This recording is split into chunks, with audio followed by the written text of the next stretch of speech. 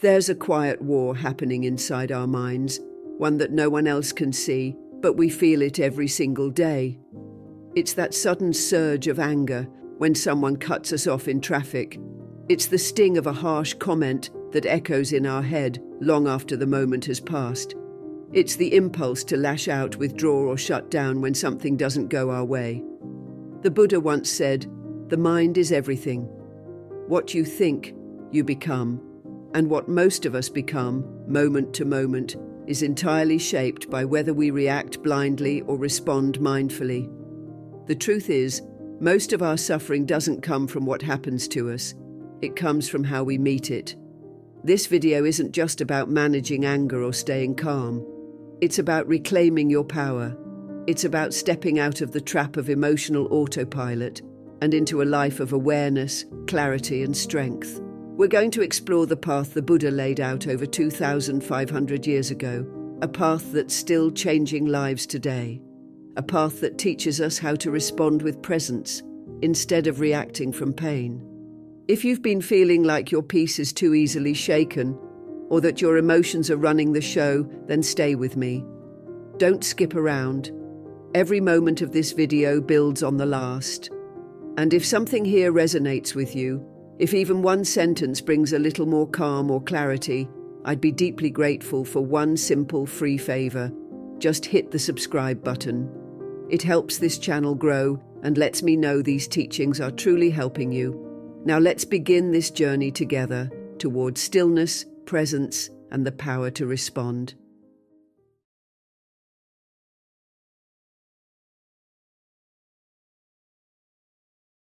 There's something that happens to all of us, almost without thinking. A message pops up that catches us off guard. Someone says something sharp or dismissive. We missed a deadline. We spill coffee on our shirt right before an important call, and before we know it, we're in it. Heart pounding, breath shortening, mind spiraling. We snap, shut down, complain, panic. And afterward, we wonder why we feel drained or disconnected. The Buddha described this as the wandering of the untamed mind, a mind pulled in every direction by impulses, reactions, and illusions. But he also reminded us the mind is a wild elephant. It must be trained with patience. And one of the most powerful ways to begin that training is learning to pause before we react. Think about how different your day could be if you simply had the space to choose your response rather than being carried away by habit. That space, that sacred pause, is what turns a moment of stress into a moment of clarity. It's what allows us to speak with kindness when someone's rude. It's what lets us take a breath instead of firing back. It's what gives us the power to stay rooted, even when everything around us feels unstable. This, in essence, is the Buddhist path to bring awareness into each moment and act from that awareness, not from automatic conditioning. The Buddha taught that everything begins in the mind.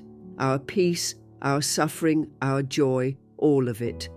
He didn't just offer lofty ideas, he gave us practice, a way to work with the mind directly. In the Dhammapada, he says, we are what we think. All that we are arises with our thoughts. With our thoughts, we make the world. So if our thoughts have the power to shape the world we live in, wouldn't it make sense to pay more attention to them? To know when they're leading us somewhere helpful and when they're pulling us into chaos. Now here's the beautiful part. You don't need to be a monk. You don't need to sit on a cushion for hours or renounce the world. This practice of pausing and responding starts right where you are, in traffic, in a disagreement, in the middle of a frustrating task. Every time you catch yourself on the verge of reacting, that's a doorway. It's a chance to return to your breath, to your body, to your intention. That's the training, and it's available to you all day long. The Buddha also taught the concept of sati, or mindfulness, not as something mystical, but as the simple, powerful act of remembering. Remembering to be here, remembering to breathe, remembering what actually matters. When we remember ourselves in the moment, we break the cycle of reaction. We begin to respond, not with the raw heat of the moment, but with the steady warmth of understanding. And that shift? It changes everything. It changes how you speak to your partner, how you hold space for a friend, how you navigate a difficult moment at work, how you treat yourself when things go wrong. And let's be real, it's not easy. The world moves fast. People can be careless. Life throws curveballs. But as the Buddha said, just as a rock is not shaken by the wind, the wise are not shaken by praise or blame. That kind of unshakable presence doesn't come overnight. It comes from practice. It comes from choosing over and over again to come back to yourself instead of reacting out of habit.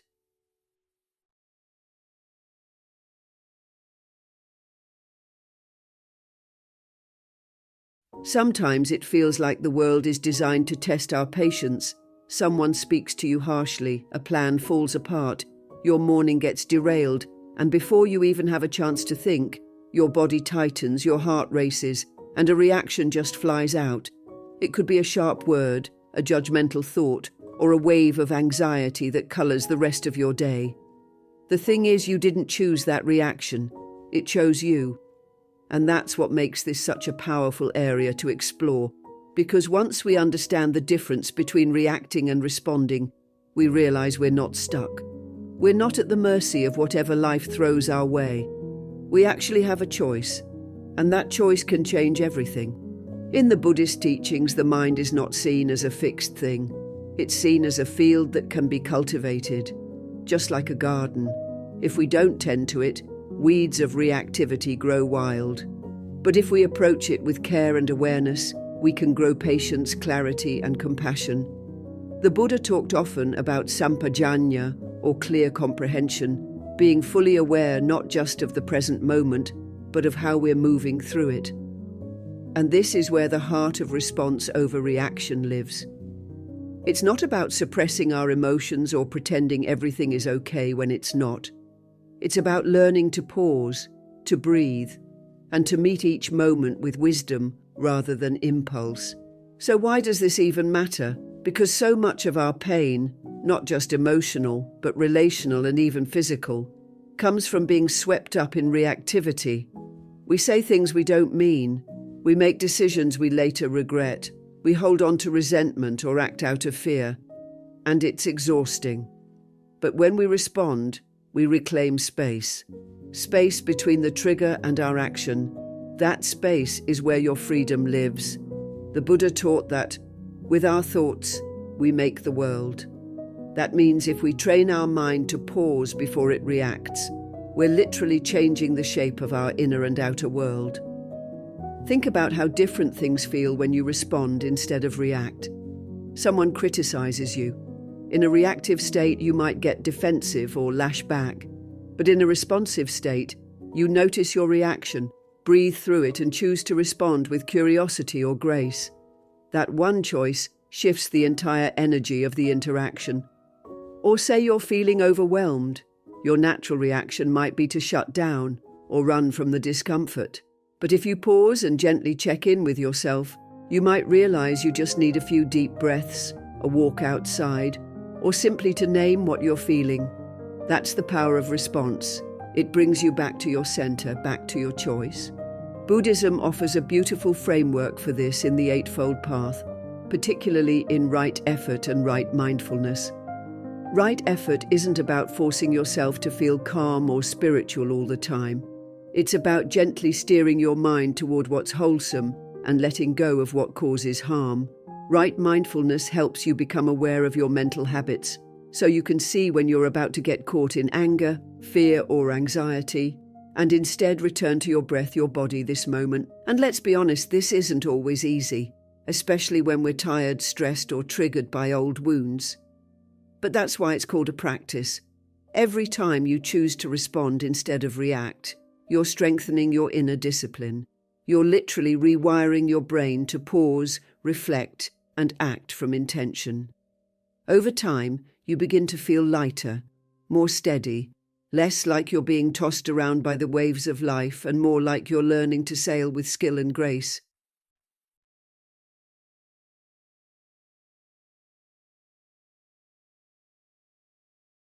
Some mornings it feels like your mind is already sprinting before you've even opened your eyes. There's a rush of thoughts, what you forgot to do yesterday, what you're worried about today, something someone said that didn't sit right with you. Before your feet even touch the floor, your mind is already tangled in a storm. That mental chatter, fast, loud, and often unkind, is what the Buddha described as the monkey mind, always jumping from one branch to the next, restless, distracted, easily triggered. But here's the thing. The Buddha didn't tell us to silence this mind or fight against it. He taught us to observe it. In Buddhist practice, there's a gentle but powerful approach called bare attention. It's exactly what it sounds like, watching your thoughts without dressing them up or tearing them down. Just noticing them as they are, not good or bad, not right or wrong, just passing clouds in the sky of your mind. This awareness is the key to everything, because the moment you recognize that you're having a thought, you're no longer lost in it. You're awake. You've stepped into the role of the observer. Let's say a thought shows up, I'm not doing enough. Maybe it feels heavy. Maybe it comes with a familiar wave of guilt or shame. The usual response is to believe it, to let it define your day, your energy, even your sense of self. But what if instead you paused and just noticed it? That's the thought of inadequacy. That small shift, naming it without judgment, creates space. It breaks the cycle. Now you're not the one who's inadequate, you're the one witnessing a thought about inadequacy. That difference is life-changing, and the Buddha often taught that our suffering isn't caused by the thought itself, it's caused by our attachment to it, by clinging to it, feeding it, letting it shape how we feel and what we do. But when you see the thought as just a thought, its power fades. It's no longer driving the car, you are. And that's what it means to respond rather than react. You pause, you observe, you choose. This practice is especially important when emotions are high, when you're angry, hurt, or afraid. Those are the moments when reaction is the easiest thing in the world, but also the most costly. A careless word, a defensive tone, a harsh message sent in the heat of the moment, those things can't be unsaid. They leave marks. But when you take that sacred pause, even just a few seconds to breathe and observe, you shift from being a puppet of your emotions to being their master. And here's what's beautiful. This isn't about perfection. Even monks in monasteries still deal with reactive thoughts. What matters is that they return to awareness again and again. That's what we're practicing. It's not about never getting caught in the storm. It's about learning how to find your footing in the middle of it, to breathe, to ground, to remember, this is just a thought. I don't have to follow it. The more you practice this, through meditation, through mindfulness, even through simple breath awareness, the stronger your ability becomes to watch without getting pulled. It's like training a muscle. At first it feels hard, even unnatural, but over time you start catching yourself earlier. You start seeing the thought arise and smile at it like an old friend. Oh, there you are again. And then you choose, do I engage with this, or do I let it pass?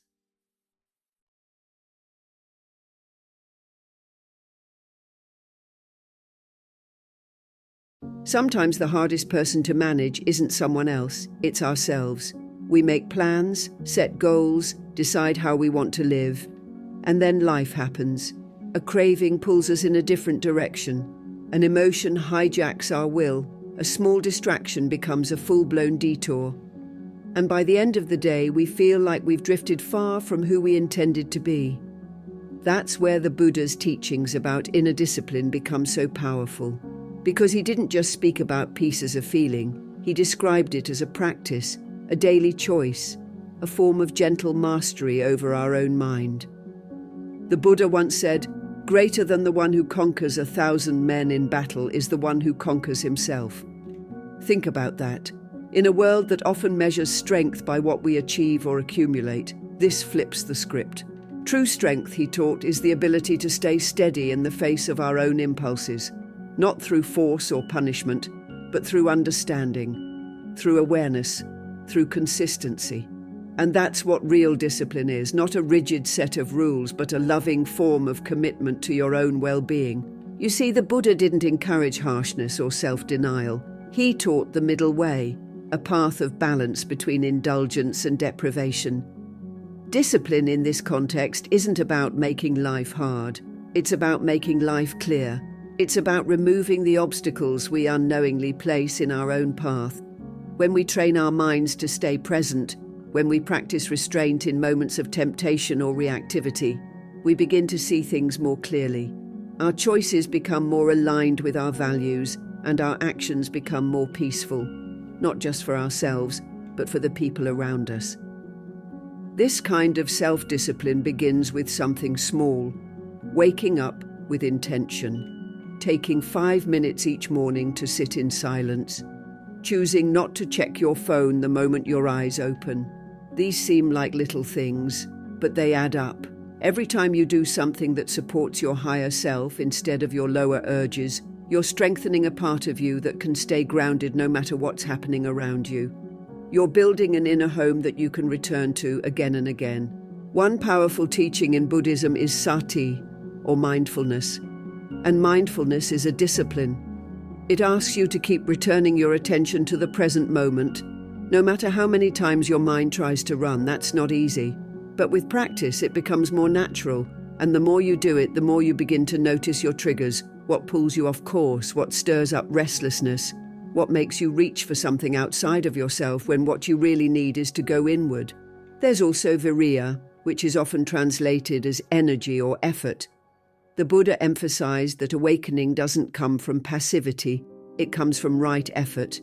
Not exhausting yourself trying to be perfect, but showing up for yourself every day with steadiness, whether it's meditating, journaling, moving your body, or speaking mindfully. It's the consistency that transforms you, not the intensity. And here's the thing, discipline isn't about never slipping up. You will. We all do. But the Buddha didn't say enlightenment is only for the flawless. He said it's for the ones who keep returning, the ones who fall and get up, who stray and realign. In that sense, every moment is a new beginning. Every breath is a chance to come back to yourself.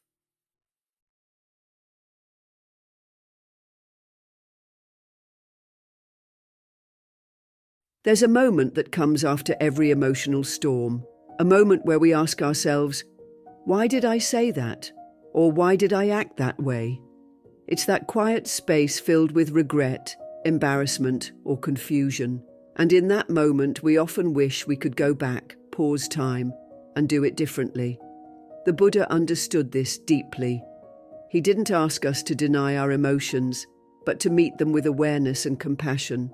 He taught that we suffer not because we feel, but because we cling, we resist, or we act blindly from those feelings without truly seeing them for what they are.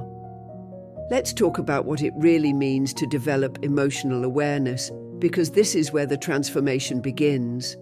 It's not about being emotionless or always calm. That's not what the Buddha meant by equanimity. True awareness is about noticing what's happening inside you, the rise of frustration, the tightness in your chest, the heat of anger, without immediately acting on it. It's about recognizing your emotional patterns before they take the wheel. And that kind of awareness, that's a superpower. That's how you start responding with clarity instead of reacting from confusion. When we begin to see our emotions as messengers rather than enemies, everything shifts. Anger isn't just anger. It might be hurt that hasn't been acknowledged. Anxiety could be a sign that something needs more preparation or care. Sadness might be reminding us of what we value and what we've lost. The Buddha once said, "When you like a flower, you just pluck it. But when you love a flower, you water it daily." Think of your emotions as that flower. Instead of plucking them, ripping them out, or pushing them away, we water them, we pay attention, we get curious. That's how emotional awareness grows. But how do we do this in real life when things get messy? Let's say someone says something that triggers you. Maybe it feels like criticism, or disrespect, or just hits a nerve. The old habit is to react, to defend, to snap, to shut down. But what if, just for a moment, you paused? Just one breath. That breath is the doorway. In Buddhism, we call this sati, mindfulness. It's the act of remembering to return to presence. In that one breath, you might notice your heart beating faster or your stomach tightening. That's your body giving you clues. And when you recognize those clues without judgment, you interrupt the chain reaction. This is also where the practice of Vedana comes in, awareness of feeling tone. It's part of the Buddha's core teachings on how the mind works. Every moment has a tone, pleasant, unpleasant, or neutral. When we feel something unpleasant, we tend to push it away. When it feels good, we cling. But with awareness, we can just note it. This is unpleasant. That's it. We don't have to fix it, deny it, or amplify it. We just notice. And from that noticing, we create space, and in that space, choice. That's where we move from reaction to response. Now, developing emotional awareness isn't a one-time decision. It's a daily practice. It's in the little things, the way we speak to someone when we're tired, the way we treat ourselves when we're disappointed, the way we hold space for our own pain without pushing it down. The Buddha compared the mind to a garden. If we want peace to grow, we have to tend to it, not once, but again and again. We pull the weeds of reactivity, plant seeds of compassion, and give ourselves the time and care we've always deserved. It's also helpful to reflect, what emotions do I usually avoid? What do I fear feeling?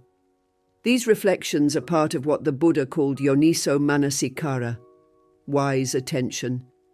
It's how we investigate the mind without judgment. With gentle inquiry, we get to know ourselves. And the more we know ourselves, the more we're able to respond in ways that reflect who we truly are, not just who we are when we're triggered.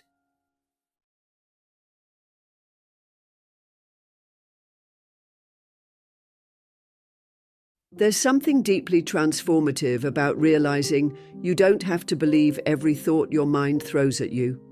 Most of us wake up and immediately get caught in an inner dialogue, criticizing ourselves, predicting worst-case scenarios, replaying past conversations, or worrying about the future. And without even realizing it, our entire mood shifts. We start the day not from a place of calm presence, but from an undercurrent of tension. What if I told you there's a quiet practice, simple, accessible, and deeply rooted in Buddhist wisdom, that can slowly, gently change this? It doesn't require a meditation cushion or a perfect schedule. All it asks of you is a little attention and a little kindness. This is the practice of speaking a loving phrase to yourself, and it's much more powerful than it sounds. In Buddhism, there's a foundational practice called metta, or loving kindness. At first glance, it seems like a way to wish others well, and it is. But the Buddha taught that metta must begin with ourselves, because how can we truly love others if we treat ourselves with judgment, impatience, or harshness? That inner voice you carry around all day, what tone does it usually speak in? Is it encouraging, forgiving, or is it subtly, constantly critical? One of the first steps in shifting from a reactive mind to a responsive one is learning how to soften the way we speak to ourselves. Think about it. When you make a mistake, miss a deadline, or say something you regret, what's your default self-talk? Most of us are quick to say things internally like, "I'm such an idiot," or "Why can't I ever get it right?" Now imagine a dear friend came to you feeling low and vulnerable. Would you say those same things to them? Probably not.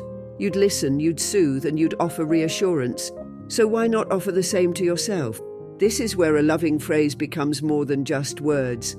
It becomes a reset button for the nervous system, a way to bring ourselves back into the present with kindness instead of criticism. A phrase like, "It's okay, I'm learning," or "I am doing the best I can," or even simply, "I'm here for you," can cut through the noise of self-judgment and return us to a place of steadiness. You might feel silly at first. That's normal. We're not taught to speak gently to ourselves, but keep practicing. Because every time you choose a phrase of kindness instead of a phrase of punishment, you're rewiring your relationship with your own mind. The Buddha taught that we become what we repeatedly think, and that includes what we repeatedly say to ourselves. If your inner dialogue is a loop of anxiety, shame, or pressure, then your reality begins to reflect that. But when your inner voice becomes more like a wise and gentle teacher, firm but loving, your actions begin to reflect that inner stability. What's beautiful about this practice is how it begins to affect everything else in your life. When you speak to yourself with compassion, you become less reactive to others. You don't feel the same need to defend, prove, or attack. You start listening more, judging less, and responding with greater calm and clarity. This is how inner peace begins, not in grand insights, but in the small, consistent act of treating yourself with care.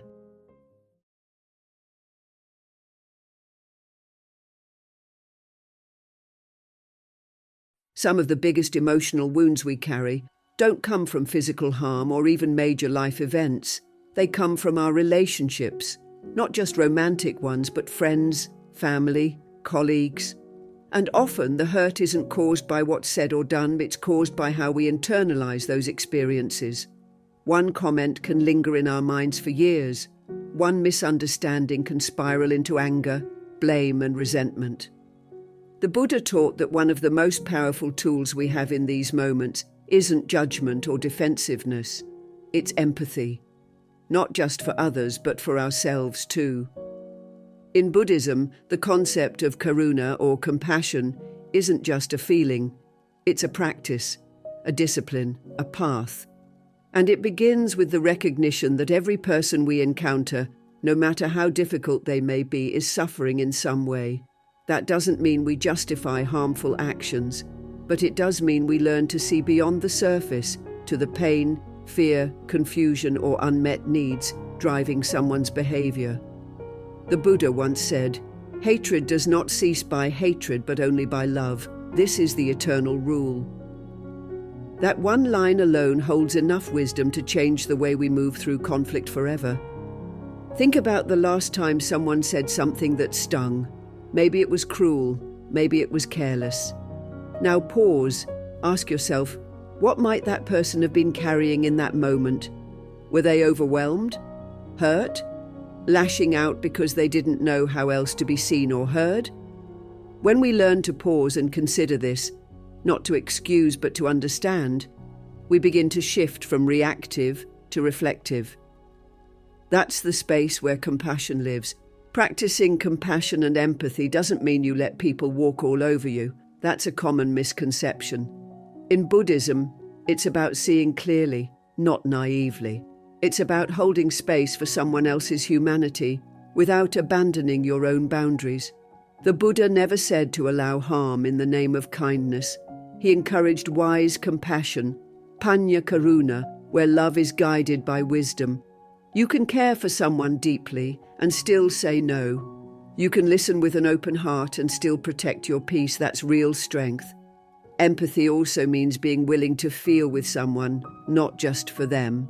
It's letting yourself be touched by another's experience. And that takes courage, especially when the world teaches us to armor up, to protect ourselves by shutting others out.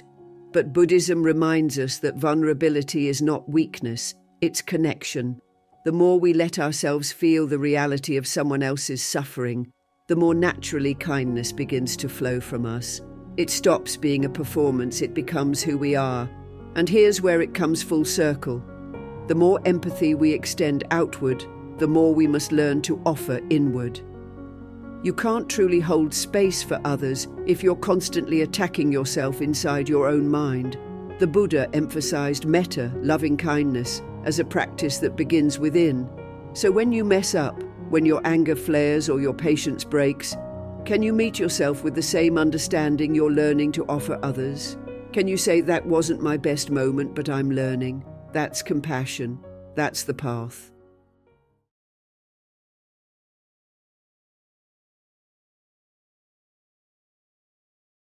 There's something deeply unsettling about the constant pull of other people's opinions.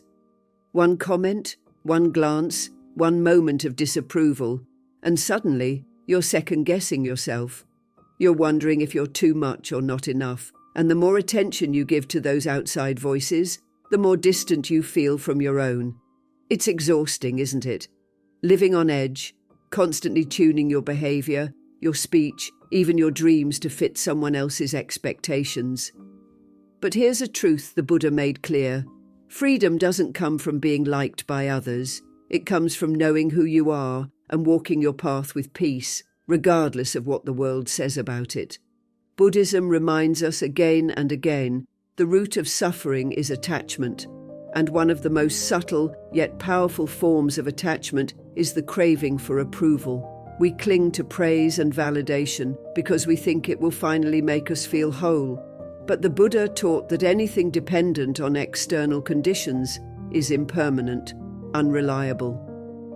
When we tie our self-worth to the ever-changing winds of other people's thoughts, we give away our peace. Their opinions become our prison. But here's the powerful part. We can unlearn that. We can remember that our value isn't something others give us. It's something we uncover within. Let's talk about the voice inside, not the inner critic, the deeper voice, the quiet, steady one that's always been there, long before you started bending yourself to fit in. The Buddha called this your true nature, and he taught that it can only be found in silence, in stillness, in honest self-reflection. When you start to listen to that voice, something shifts. You stop needing so much from the outside. You begin to stand taller in your truth, not because others approve of it, but because you know it's yours. It's yours to live, yours to express, and yours to honor. This doesn't mean you stop caring about people. Buddhism isn't about becoming cold or indifferent. It's about compassion, yes, but not at the cost of your own authenticity. You can love people deeply and still not live your life for their approval. You can listen with empathy and still make your own decisions. You can be kind without shrinking yourself. The Buddha once said, "You yourself, as much as anybody in the entire universe, deserve your love and affection." That's not selfishness, that's balance, that's sanity. When you stop chasing validation, a kind of inner stillness arises, and from that stillness, real clarity blooms.